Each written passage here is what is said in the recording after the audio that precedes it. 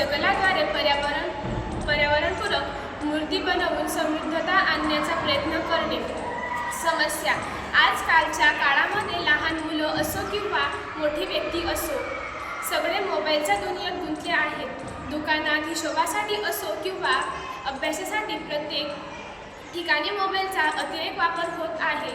शिवाजी महाराजांच्या काळामध्ये त्यांना त्यांची आई गोष्टी सांगत असे, मैदानी खेळ खेळवत असे आणि आजच्या काळात लहान मुलं रडायला लागले की मोबाईल हातात घेतात. छोट्या छोट्या कारणासाठी मोबाईल लहान मुलांच्या मानसिकतेवर परिणाम होतो. त्यामुळे मुलं चिडचिड करतात.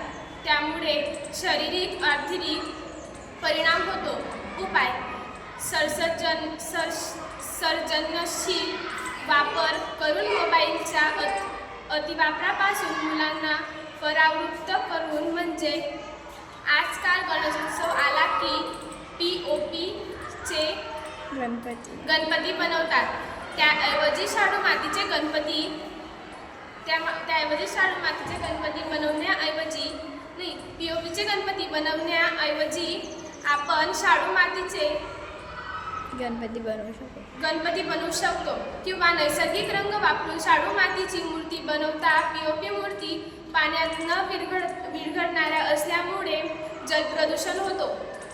त्याला पर्यावरण म्हणून शाश्वत बाजारपेठ विक्री करून उत्पन्न. पर्यावरणीय फायदे: कचऱ्याचे प्रमाण कमी, POP मूर्तीपेक्षा पर्यावरणपूरक मूर्तीचा विघटन कालावधी कमी, जैवविविधतेचे रक्षण, जलचर प्राण्यांवर होणारा परिणाम टाळला जातो.